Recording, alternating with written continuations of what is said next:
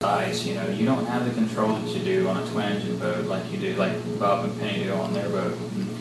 And in explaining that, if you try and turn your wheel, crank it as hard as you can to port or to left, and then you put it into forward gear, it's going to take most of that swimming pool and all those lounge chairs to make our turn. Whereas on Bob and Penny's boat, I'm going to use the propulsion of the blades on the back. One's going forward, one's going reverse. So if I put my right engine in forward, my left engine into reverse, it's going to cause me to go counterclockwise. And if you guys can think about that for just 1 second. So I've got, this is the back of the boat, and here's one prop, here's the other. Keep in mind they're offset, okay? So it's not one prop in the center of the boat, it's got one on each side. So if I put this one in reverse, and it's turning this way, it's going to cause the boat to start going around in this direction, right? So if I've got this one in neutral, and this one in forward, it's going to cause the boat to go around this direction. If that doesn't make sense, it will, because we're going to put it in a real-time application in just a minute. But what's even cooler is you've seen charter boats in Destin where they just turn on a dime and back her down the slip. If I put this engine here into reverse, it's going to cause the boat to go in this direction in reverse, and in this direction in forward when I have it in forward gear, and it's going to turn right on top of itself.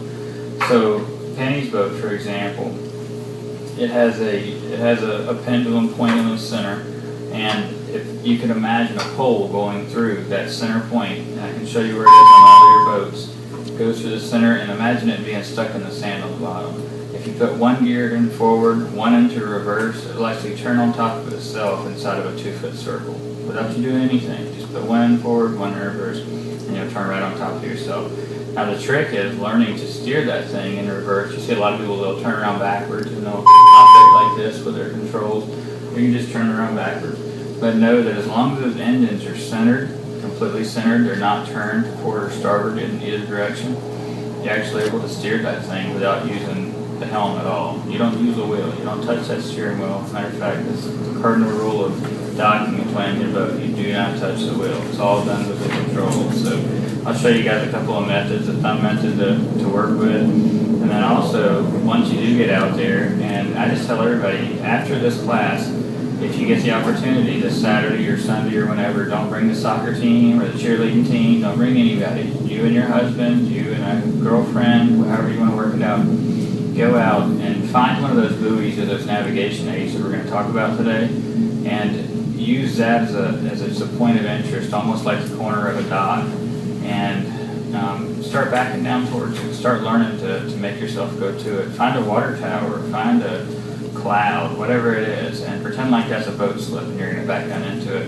You're going to find yourself getting braver and braver, and you're going to end up in here before you know it, in these tight little confined spaces, or like I was at Bimini Bay, spinning the thing around, screaming at my wife for screaming back at me, and putting the boat into the slip. So one of many things we'll learn today, but you guys will definitely understand the science, and it's just going to take practice. And the only thing I'll add to that is that you know, it's just muscle memory. I mean, I believe it's just how God built us. I mean, when I pulled my truck into the parking lot this morning, I didn't think about turning my wheel to the right, hitting the brake, hitting the gas, then hitting the brake again. I just did it. It's just something we do. You've been driving a car long enough, you don't think about doing that stuff anymore. Right now, if you guys don't have experience with a twin engine boat or a single engine boat, I show you processes, I guarantee you, your brain's going to be going, oh my gosh, what am I supposed to do? Do I put it forward or to reverse, or what do I do, you know? And just be encouraged in knowing that goes away. You just do the same thing every time. Just don't ever touch that wheel if you're in a twin engine boat.